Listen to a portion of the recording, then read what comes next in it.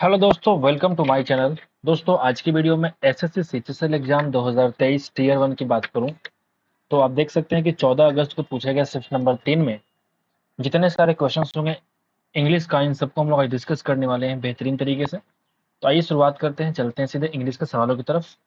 पहला सवाल English section का, आप देख सकते हैं क्या लिखा हुआ है कि यहाँ पे एक ऑप्शन चूज करना है जो इन सब के लिए वन वर्ड के रूप में इस्तेमाल कर सकते हैं। The new technology was much more productive and achieved maximum output with minimum wasted effort or expense। ज़्यादा खर्च और ज़्यादा मेहनत किए बगैर जो मैक्सिमम आउटपुट दे उसको हम लोग क्या कहते हैं, वो इफिशियंट होता है। ठीक है, जो नया टेक्नोलॉजी है वो क्या इफिशियंट है, कुशल है, उसको हम लोग बोल पाएंगे। ठीक है, अब यहाँ पे दूसरा ऑप्शन है इलेबोरेट करना, का मतलब होता है व्याख्या करना। ठीक है, तो वो यहाँ पे यूज यहाँ बिल्कुल नहीं होगा। रैपिड का मतलब बहुत जल्दी करना, मैग्निफिसेंट बहुत ही शानदार। लेकिन यहाँ पे इफिशियंट की बात हो रही है, मतलब बहुत ही कुशलता की बात हो रही है कि कुशल है। ठीक है, तो ज़्यादा एफर्ट ना लगाना पड़े, ज़्यादा एक्सपेंस ना करना पड़े और उसके बावजूद मुझे अच्छा आउटपुट अगर मिल रहा है तो वो क्या है, इफिशियंट है, कुशल है। ठीक है, तो पहला सवाल बहुत ही अच्छा हुआ। नंबर 2 पे हम लोग चलते हैं। एंटोनिम निकालना है मुझे। वर्ड है इंटरमिनेबल। एक वर्ड यहाँ पे दे रखा है इंटरमिनेबल। इस वर्ड का एंटोनिम क्या हो जाएगा? तो इंटरमिनेबल का मतलब होता है जो बहुत लंबा चले, अनंत तक चले, उसको हम लोग कहते हैं इंटरमिनेबल, अनंत। ठीक है, there was an interminable struggle from his part in his fight against cancer. Cancer से लड़ने के विरोध में उसने अनंत तक फाइट किया, स्ट्रगल किया। तो क्या बोलेंगे हम लोग, इसका उल्टा क्या हो जाएगा? जो अनंत तक नहीं बल्कि रुक रुक के हो, मतलब कि इंटरमिटेंट जो वर्ड होता है उसको हम लोग कहते हैं रुक रुक कर। क्या होता है? रुक रुक कर जो काम होता है उसको हम लोग कहते हैं इंटरमिटेंटली। ठीक है, आपने पढ़ा होगा इस बात को। यहाँ पे एक वर्ड है इन एप्रोप्रिएट, इसका मतलब होता है अनुपयुक्त। जो आपके लिए उपयुक्त नहीं है उसको हम लोग कहेंगे इन एप्रोप्रिएट। जैसे यहाँ पे एक वर्ड लिखा हुआ है ना कि मोस्ट एप्रोप्रिएट एंटोनिम, मतलब सबसे जो उपयुक्त एंटोनिम है वो आपको चूज करना है। तो उसका उल्टे का हो जाएगा भैया इन एप्रोप्रिएट। यहाँ पे एक वर्ड है अनसस्टेनेबल, का मतलब होता है जिसको आप बरकरार नहीं रख सकते हैं, सस्टेन नहीं रख सकते, उसको हम लोग बोलेंगे अनसस्टेनेबल। ठीक है, नंबर 3 पे आते हैं। बढ़िया बढ़िया सवाल आ रहे हैं। Majority of the people do not comprehend the vicissitudes of regular life. आपसे कह रहा है कि किसमें स्पेलिंग एरर है। ठीक है मेरे भाई, तो यहाँ पे एक वर्ड दिया हुआ है विशिष्टूड, जिसका मतलब होता है मेरे भाई उलट फेर कर देना। ठीक है, लेकिन यहाँ पे जिस तरह से स्पेलिंग लिखा हुआ है वो गलत लिखा हुआ है। देखो कैसे होता है, पहले होता है सी और उसके बाद होता है एस। समझ के बाद उसके बाद होता है STUDES, इसका मतलब होता है उलट फेर कर देना।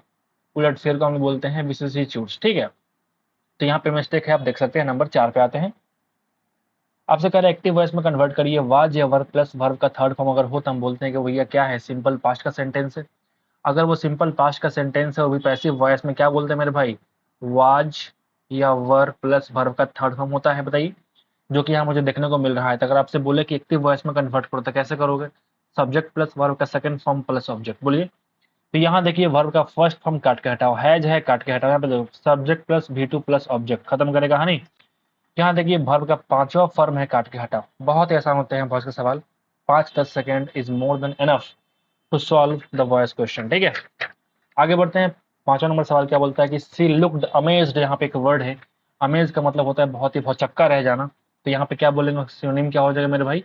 एस्टोनिस्ट, क्या बोलते हैं उसको? एस्टोनिस्ट, भौचक्का रह जाना। ठीक है, समझ के बात को। यहाँ पे एक वर्ड है इंस्पायर्ड, का मतलब प्रेरित करना। एफ्लिक्ट का मतलब किस चीज से पीड़ित हो जाना, नहीं बोलते एफ्लिक्टेड विथ। यहाँ पे एक वर्ड है एफ्लिक्टेड, आपने पढ़ा भी होगा, पीड़ित होना बोलते हैं ना, दुख से पीड़ित होना, ये चीज। यहाँ पे एक वर्ड होता है, आपने देखा होगा, अफेक्शन। अफेक्शन का मतलब होता है मेरे भाई लगाव होना। किसी से अगर लगाव हो जाए तो हम बोलेंगे अफेक्शन। आपने एक वर्ड पढ़ा होगा अफेक्टेशन। ठीक है, ये दोनों में कंफ्यूजन नहीं होना है। अफेक्टेशन का मतलब होता है बनावटी व्यवहार करना, बनावटी व्यवहार करना। हमने एफ्लेक्ट पढ़ा तो ये मुझे याद आ गया, आप चाहो तो इसको लिख सकते हो स्टार मार्क करके, क्योंकि ये बहुत बार पूछे जाते हैं आपके प्रीवियस ईयर, मैंने देखा है। ठीक है, इंड्यूस का मतलब होता है कोई चीज अगर इंड्यूस हो रहा है, उत्पन्न हो रहा है, तो हम बोलते हैं इंड्यूस्ड। ठीक है, आपने फिजिक्स वगैरह में पढ़ा होगा इंड्यूस्ड करंट, मतलब यहाँ से धारा का इंड्यूस हो रहा है मतलब उत्पन्न हो रहा है। ठीक है, आगे बढ़ते हैं। नंबर 6 पे आते हैं मेरे भाई। यहाँ पे चूज करना है the boy is cleverest of all in the class. The boy is cleverest of all in the class. तो यहाँ पे कह रहा है कि किस में एरर है, आपको चूज करना है मेरे भाई, कि इसमें एरर है, आपको चूज करना है। तो the cleverest, this boy is cleverest of all. ठीक है, तो यहाँ पे आपको मालूम होगा जो सुपरलेटिव डिग्री होता है तो उसके पहले आप हमेशा द का यूज करते हैं, बताओ। तो यहाँ पे this boy is the cleverest आपको यूज करना पड़ेगा, is the cleverest of all आपको यूज करना पड़ेगा। आपने ये बात पहले से जानते हैं, ठीक है। जैसे आपने बोलता ना क्लेवरर देन, किसी एक से तुलना करेंगे तो क्लेवरर देन में यूज करेंगे, लेकिन अगर यहाँ पे सबसे अगर आप तुलना कर रहे हैं तो कहीं ना कहीं आपको द का यूज करना पड़ेगा, the cleverest of all in the class. बढ़िया सवाल था ये वाला। डोमिनेट का मतलब होता है किसी चीज का, नहीं बोलता हम किसी चीज पे हावी हो रहे हैं, डोमिनेट कर रहे हैं। तो हावी होना मतलब किसी को अपने अंदर गुलाम बनाने की प्रवृत्ति आपके अंदर आ रही है, आप किसी के ऊपर चढ़ रहे हो, ठीक है। तो उसका उल्टा क्या हो जाएगा भैया, लिबरेट करना मतलब किसी को आजाद छोड़ दीजिए। प्रोटेक्ट का मतलब बचाना, कवर कहीं ना कहीं इसी का एक वर्ड हो गया। ओपन का मतलब खुला रखना, आपको मालूम ही है, आसान सवाल था। नंबर 8 पे आते हैं मेरे भाई। ये आपका आ चुका है कि arrange the parts in the correct order to form a meaningful sentence. बढ़िया सवाल। यहाँ पे देखो ऑप्शन जो है ए है, बी है, सी है, डी है। चारों ऑप्शन का शुरुआत अलग अलग सेंटेंस से हो रहा है। और जरा ऑप्शन को एलिमिनेट करते हैं, ठीक है। Vices and grotesqueries of contemporary society, शुरुआत कर सकते हैं गाइसेस से। नहीं लग रहा है कि कोई सेंटेंस का शुरुआत हो। अगर मान लो पढ़ोगे भी, अगर डी के बाद तुम ए पढ़ के देखो एक बार, सोसाइटी फीचरिंग द फूल और jester who represented the weaknesses, ठीक है। तो कहीं ना कहीं तुम ये चूज नहीं कर पा रहे हो। पॉपुलर थ्रू आउट यूरोप, कोई चीज होगा जिसके बारे में कह रहा है कि लोकप्रिय है पूरा यूरोप के अंदर, तो इसके पहले कोई सेंटेंस रहा होगा जिसके बाद का ये सेंटेंस है। ये पहला सेंटेंस तो नहीं हो सकता, सी को हम काट के हटाएंगे। बोलिए, इस तरह से ऑप्शन को एलिमिनेट करना अगर तुम सीख गए तो पैराजम्बल सीख गए। हम तो ऐसे ही करने के बाद सीजीएल 2 बार क्रैक किए हैं, ठीक है। आइए पढ़ते हैं यहाँ पे फर्स्ट सवाल क्या बोलता है। सॉरी, फर्स्ट ऑप्शन जो है, फीचरिंग द फूल और jester who represented the weaknesses, जो फीचर करता है फूल को, मूर्ख को, तो ये कुछ और चीजें होंगी जो फीचर कर रहा है फूल को, जेस्टर को। तमें पढ़ेंगे ऑप्शन नंबर बी को, फूल्स लिटरेचर इज द एलिगोरियल सटायर्स, ठीक है, जो पॉपुलर है थ्रू आउट यूरोप में फ्रॉम 15 सेंचुरी से लेकर 17 सेंचुरी तक, ठीक है, जो फीचर करता है फूल या मूर्ख को, वो represented the weaknesses, vices and grotesqueries of contemporary society. जैसे आप पढ़ेंगे ना इस तरीके से आपको पता लग गया होगा, अच्छा शुरुआत हम बी से ही करेंगे। और ऑप्शन नंबर 1 जो है एक सटीक मतलब निकाल के आपको दे रहा है। इतना टाइम वेस्ट करने का उसके बिल्कुल भी नहीं है। आप अगर खुद से पढ़ेंगे तो आपको पहले ही मालूम चल गया होगा भैया कि हमको यहाँ बी सी ए डी ही सही मतलब इसका निकल के दे रहा होगा। तो ऑप्शन को एलिमिनेट करना अगर आप सीख गए तो 90% केस में पैराजम्बल आपने सीख लिया और आप सही सही टिक मार के आएंगे। 10% केस में कभी कभी होता है कन्फ्यूजन कि हाँ ये हो भी सकता है वो भी हो सकता है, दो ऑप्शन में कन्फ्यूजन हो जाता है। तो उसका आप एक बार पढ़ के देखिए कि मतलब निकल रहा है, अगर सही मतलब निकल रहा है तो फिर कोई दिक्कत नहीं, आगे बढ़ जाइए टिक लगा के। फ्री टाइम, उसको हम लोग कहते हैं लीजर, यानी कि आराम का समय, खाली समय, लीजर। लिजिबल का मतलब पढ़ने योग्य। लिथल का मतलब होता है बहुत ही लेथार्जिक रूप में यूज कर सकते हैं लिथल, या फिर घृणात्मक रूप में इस्तेमाल भी कर सकते हैं। लीजन मुझे नहीं मालूम क्या होता है, आप एक बार देख लेना लीजन का मतलब क्या होता है मेरे भाई। आगे बढ़ते हैं। अप्रोप्रिएट ऑप्शन जो है चूज करना है इन सबके लिए, ठीक है, कि despite facing numerous obstacles and setbacks, ठीक है, बहुत सारे ऑब्स्टिकल, रुकावटें और पराजय को झेलने के बाद द डिटरमाइंड एंटरप्रेन्योर जो था रिफ्यूज कर दिया to give up on her dream of creating a successful startup. जो उसने स्टार्टअप किया था उसको खत्म करने के लिए, या फिर उस पर गिव अप कर दिया, भैया हमसे नहीं होने वाला है, ठीक है। That would transform the sector, जो पूरे सेक्टर को ट्रांसफॉर्म करेगा। अब मुझे एक बात बताओ, जब कोई नया स्टार्टअप करता है तो वो कुछ सोच के करता है कि मुझे तो पूरा क्रांति लेके आना है। ट्रांसफॉर्म का मतलब होता है बदलना। स्टार्टअप करना एक क्रांति के रूप में होता है कि तुम कुछ अलग सोच रहे हो। दैट विल इम्प्रोवाइज नहीं करना है, मतलब उसको तुम ठीक नहीं कर रहे हो, बल्कि पूरा का पूरा सिस्टम चेंज करने की कोशिश कर रहे हो तुम। तो रीडिजाइन, सोशलाइज नहीं, बल्कि इसका जो मेन ऑप्शन है वो ये है कि ऑप्शन नंबर 4, यानी कि रिवोल्यूशनाइज तुम करने वाले हो। बहुत बढ़िया सवाल है। आगे बढ़ते हैं। फ्रॉडुलेंट का मतलब होता है जो धोखाबाजी दे, धोखेबाज इंसान को हम कह सकते हैं फ्रॉडुलेंट। उसी को हम कह सकते हैं काउंटर फिट, यानी कि जालसाजी करना। जेन्युइन का मतलब होता है जो बहुत ही प्रमाणिक है, दैट इज कॉल्ड जेन्युइन है। अनइमेजिनेटिव, जिसको हम कल्पना नहीं कर सकते, उसको हम कहेंगे अनइमेजिनेटिव। डिसिमिलर का मतलब होता है जो असमानता है, उसको हम बोलेंगे डिससिमिलर। 12 पे आएंगे। एंटोनिम क्या होगा, एक वर्ड है। पैसिफाई का मतलब होता है शांत करना, तो उसका उल्टा क्या हो जाएगा, एग्रेवेट करना, यानी कि उत्तेजना करना, प्रेरित करना कुछ काम करने के लिए, एग्रेवेट करना, बढ़ाना चढ़ाना जो बोल सकते हो। मिटिगेट का मतलब होता है भैया कम करना, ठीक है, दुखों को कम करने के रूप में इस्तेमाल करते हैं मिटिगेट को। स्टैंडर्डाइज का मतलब होता है किसी चीज को स्टैंडर्ड फॉर्मेट में बदलना। इलस्ट्रेट का मतलब नहीं बोलते हैं व्याख्या कीजिए, इलस्ट्रेट दिस सेंटेंसेस, व्याख्या करना, इस वर्ड को हम लोग यूज कर सकते हैं। सन्ड्री, सन्ड्री का मतलब क्या होता है, जैसे हमने पढ़ा होगा ना, we sell magazines, groceries and sundry articles. जैसे सन्ड्री हम लोग यूज कर सकते हैं मेनली, जैसे नहीं बोलते छुटपुट जो चीजें होती है, विभिन्न आइटम जो होता है उसको हम लोग कह सकते हैं सन्ड्री। जैसे हम क्या बेचते हैं, मैगजीन बेचते हैं, ग्रोसरीज बेचते हैं और अनेक प्रकार के विभिन्न प्रकार के आर्टिकल को सेल करते हैं। तो यहाँ पे तरह तरह का वर्ड जो है निकल के आ रहा है, विभिन्न, है ना। तो उसका उल्टा क्या हो जाएगा, स्कैंटी, मतलब बहुत ही कम ही होना। एक तरफ तुम्हारे पास बहुत सारा चीज है, सन्ड्री है, चीज का बहुत विविधता है, और एक तरफ का स्कैंटी मतलब बहुत कमी है। डाइवर्स का मतलब भी बिल्कुल यहाँ पे क्या हो जाएगा, सिनोनिम हो जाएगा इसका। केयरलेस मतलब लापरवाह को बोलते हैं। प्रोफ्यूज का मतलब होता है बहुत ही गहरा, प्रोफ्यूज, ठीक है, या प्रचुर मात्रा भी यूज कर सकते हैं प्रोफ्यूज को हम लोग, ठीक है। यहाँ पे देखिए वाज या वर प्लस वर्ब का थर्ड फॉर्म इसके पहले भी इसी शिफ्ट में आ चुका है, उसको हम लोग कहते हैं सिंपल पास्ट का पैसिव वॉइस। एक्टिव वॉइस में क्या देखेंगे बताओ, सब्जेक्ट प्लस वर्ब का सेकंड फॉर्म प्लस ऑब्जेक्ट। बोलिए सही बोलो ना हमने, सब्जेक्ट प्लस वर्ब का सेकंड फॉर्म, बिल्कुल सही। हैड है काट के हटाओ, V1 है काट के हटाओ, V4 है काट के हटाओ। बहुत ही आसान, बहुत ही बढ़िया। क्राई फॉर द मून मतलब होता है कुछ चीज ऐसी होती है जो आप प्राप्त नहीं कर सकते, उसके लिए आप डिजायर कर रहे हैं। नहीं बोलते कि मुझे चंद्रमा ला के दे दो, तो ये हम नहीं ला सकते, तो ये एक ऐसा डिजायर है जो पूरा नहीं कर सकते, तो क्या बोलेंगे, टू डिजायर द अनअटेनेबल, इसका बिल्कुल मतलब होता है। बहुत ही आसान। Employees of are lay off, lay off नहीं बल्कि अगर चूंकि वाज या वर है तो वर्ब का थर्ड फॉर्म चाहिए होगा, जिसको हम लोग कहेंगे लेड ऑफ, ठीक है। तो आपने पढ़ा होगा ले ऑफ का मतलब होता है मेरे भाई छटनी करना। अपने एम्प्लॉय को क्या कर दिया, छटनी करना शुरू कर दिया अपने वर्क से, ड्यू टू रिसेशन, ठीक है। आगे बढ़े, बहुत ही आसान था। हर family lost their way to Daman, Daman जो है ना, sorry, lost their way on Daman, पर दमन, दमन एंड दीव आपने पढ़ा होगा, कोई अंडमान निकोबार के जैसा है, दमन एंड दीव जो है वो आइलैंड है। तो आप देख सकते हैं उसकी फैमिली जो है वो अपने रास्ता भटक चुकी है। ऑन दमन नहीं भैया, इन दमन, इन बड़ा ये जगह है ना भाई, इन दमन का यूज करना पड़ेगा। Amal brightened off when they said he could go with, ठीक है। आपने बचपन से पढ़ते आए, बचपन से नहीं बोलना सर, जब से आपने एसएससी तैयारी करना शुरू किया होगा आपने देखा होगा कि ब्राइटेंड अप होता है ना कि ऑफ होता है, कुछ प्रिपोजिशन उसके साथ हमेशा लगा हुआ रहता है। तो आपने यहाँ पे देख सकते हैं कि ऑप्शन नंबर 4 जो होगा सटीक का इसका आंसर देखने को मिल रहा है। बहुत ही आसान है। कट कॉर्नर का मतलब होता है मेरे भाई शॉर्टकट रास्ता पकड़ना, जल्दी सफल होने की पूरी कोशिश करना, उसको हम लोग कहते हैं कट कॉर्नर्स। तो avoid someone or something intentionally, बिल्कुल नहीं।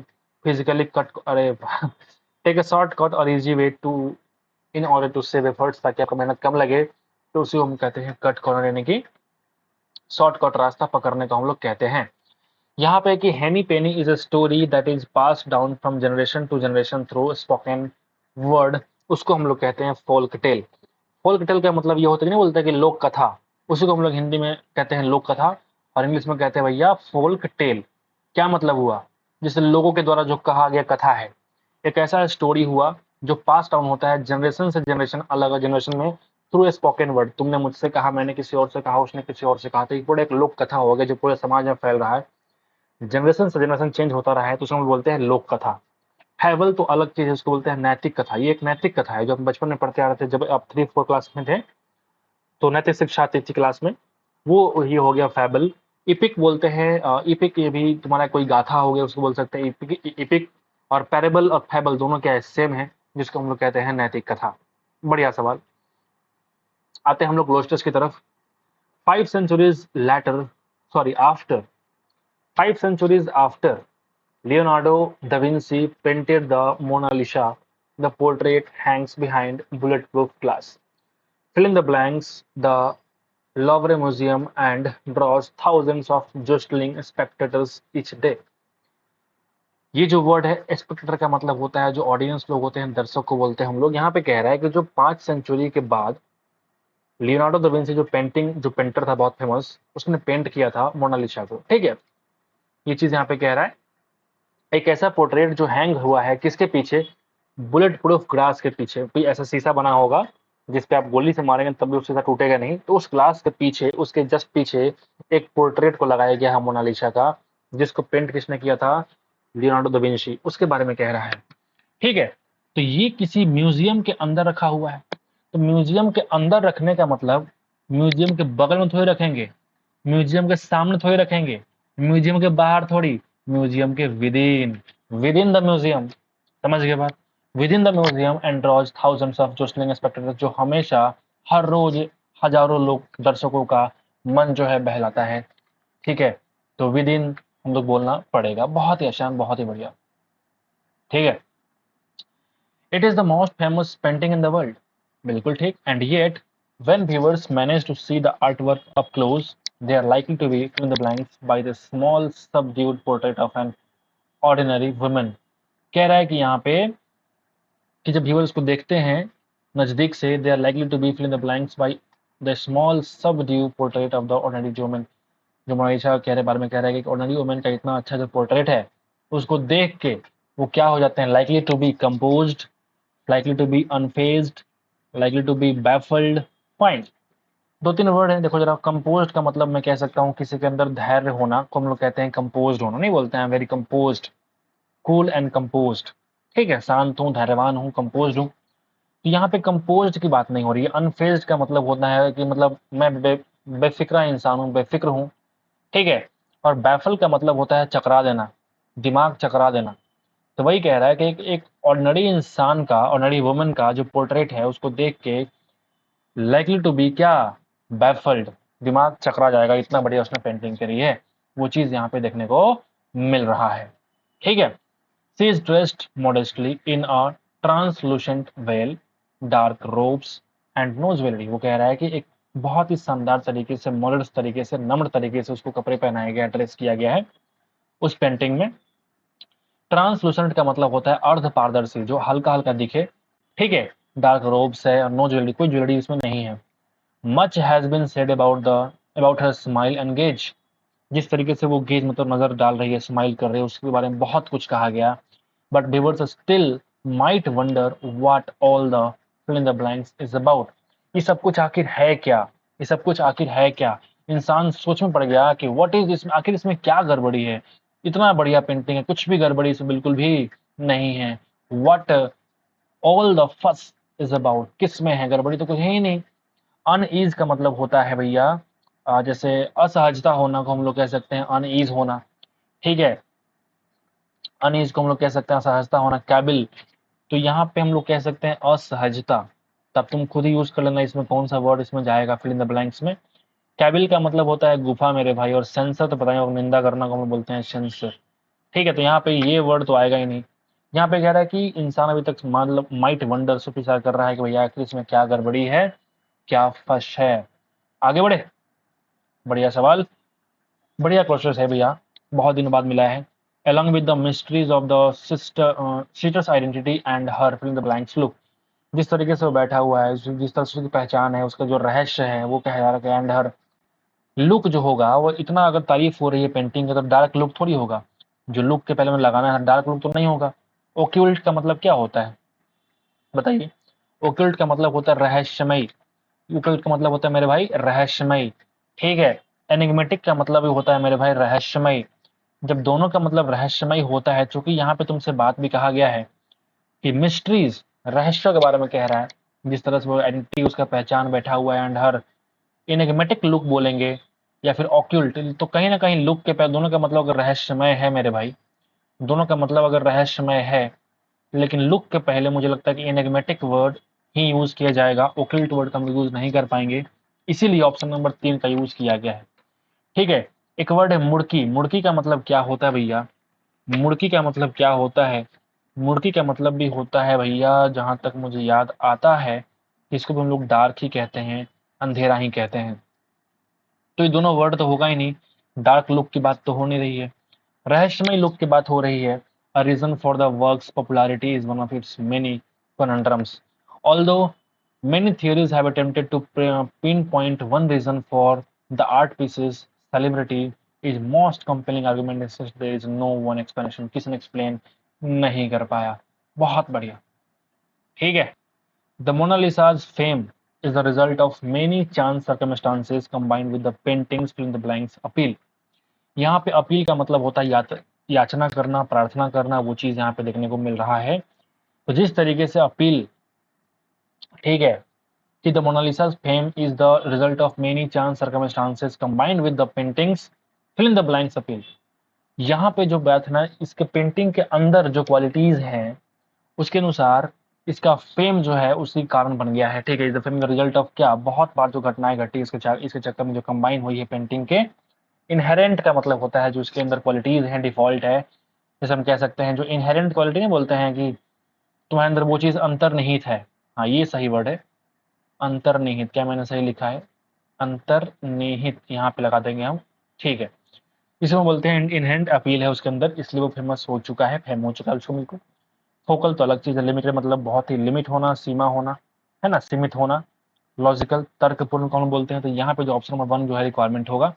तो बहुत ही बढ़िया ये शिफ्ट रहा आपके लिए, तो उम्मीद करते हैं कि आपको समझ में आ गया होगा। तो एक बार हमारे इस एफर्ट के लिए लाइक कर दीजिएगा। मिलते हैं आपसे अगले वीडियो में। आज के लिए इतना ही दोस्तों, thank you so much watching the video till this time. Thank you so much once again.